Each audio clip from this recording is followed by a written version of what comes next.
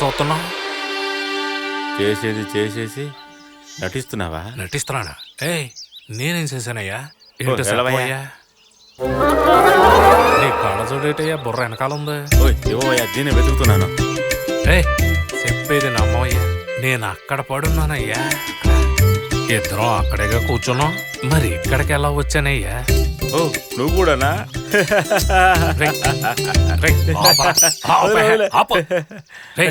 ఇదేమన్నా చెప్పాల్సిన విషయం అనుకున్నావా? ఇది గాని బయట తెలిసిందనుకో బరువు పోద్ది. ఎవరికి తెలియకుండా మన ఊరి లోపల నటించేద్దాం.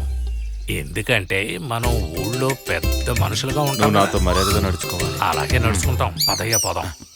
ఈ విషయం ఎవరికి తెలియకూడదు. నువ్వు కూడా చెప్పకయ్యా. చెప్పను. సరే పోదాం. అట్టగట్టగా కళ్ళజోడు పెట్టుకో, నేను షర్ట్ వేసుకుంటాను. అలాగే చాలా మంచి ఫ్రెండ్స్. సరేనా?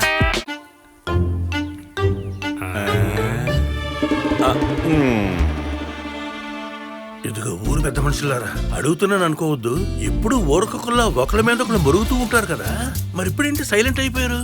ఏదో ఒకటి మాట్లాడండి. ఇలా మౌనంగా కూర్చుంటే అర్థం. వీళ్ళని చూస్తుంటే రాత్రి చూడకూడదు ఏదో చూసినట్టున్నారే.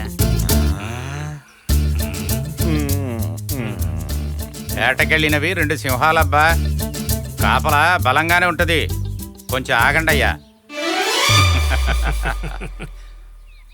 పెద్ద ఆయన కాస్త నోరు మూసుకుంటే బాగుంటది. సరే. ఏంటో అంత గర్వం. ఊరి ప్రజలారా, నాయకులు ఇద్దరు సైలెంట్ గా ఉన్నారంటే ఏదో కనిపెట్టారని కదా అర్థం.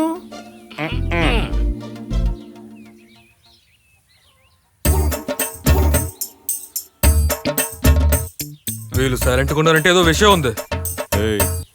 నిన్న రాత్రి మన ఇద్దరం అటు ఇటుగా ఉన్నాం కదా,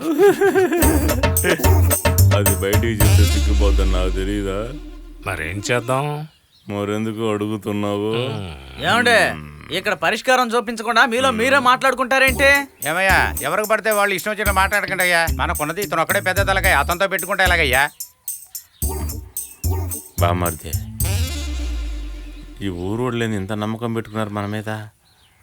అయితే నిజం చెప్పేద్దామా? సరే, నువ్వే చెప్పు. అలాగా? అవును. సరే. అదేం లేదా, చెప్పండి. మా ఆవిడ చెప్పడానికి కాస్త సిగ్గుపడుతున్నాడు అంతే. అవును, ఈ విషయాన్ని మీకు ముందే చెప్పాను, కానీ ఎవరు వినిపించుకోలేదు కదా మీరు. దీనికి అంతటి కారణం ఎవరో తెలుసా? అరే, అది తెలుసుకోవడానికే కదా పొద్దు నుంచి కాళ్ళు నొప్పి ఉన్నా కూడా ఇక్కడ నిలబడున్నామా. అది ఎవరో చెప్పండి అయ్యా. అదే ఆగవయ్యా, నువ్వురా. ఊరికే మధ్యలో మీరు దూరకుండా ఉంటే మేము చెప్పాల్సినవి చెప్తాం. నువ్వు ఆగు, నేను చెప్తాను.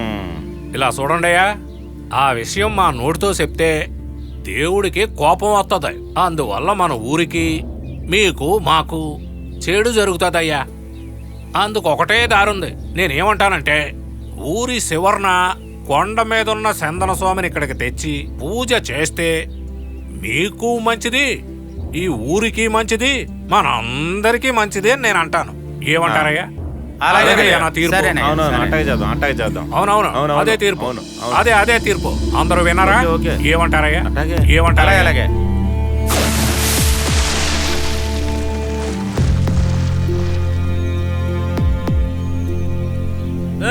కింద పడతారు, జాగ్రత్తగా వెళ్ళండిరా. చూసుకొని వెళ్ళరా, గుద్దుకుంటూ వెళ్తున్నాడు చూడు. తగలకూడదు చోట తగిలితే నువ్వేమన్నా వైద్యం చేస్తావా? కొంచెం చూసుకొని వెళ్ళు. ఏంటి మామయ్య, ఏంటి స్పెషల్? కొబ్బరి పండు తీసుకెళ్తున్నా? అల్లులు తాగుతారని తీసుకెళ్తున్నాను. అల్లుళ్ళకా? ఏంటో అలా నవ్వుతున్నావు? నీకెప్పుడు చూసినా ఎగతాలుగానే ఉంటుంది. నువ్వు మాత్రం అల్లుడు గిల్లుడు అంటూనే ఉండు. వాళ్ళేమో టీచర్కి లైన్ వేస్తున్నారు. ఊరికే ఏదో ఒక పుకారు పుట్టించమాక. అరే మావయ్య, నిజమే చెప్తున్నా. ఒక రోజు వాళ్ళు వెనకపడి చూడు, నీకే అర్థమవుతుంది. ఏదో మేనమామ కళ్ళకంటున్నావని చెప్తున్నా అంతే. వాళ్ళని నేను ఊరికే వదిలేస్తానా? ఊరికే చెప్తూనే ఉండకు మావయ్య.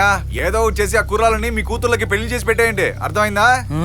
నువ్వు చెప్పింది కూడా నిజమే అల్లుడు. బాగా గట్టిగా ఆలోచించు. అల్లుళ్ళు ఇద్దరిని మన కనుసన్నుల్లోనే ఉంచుకోవాలి.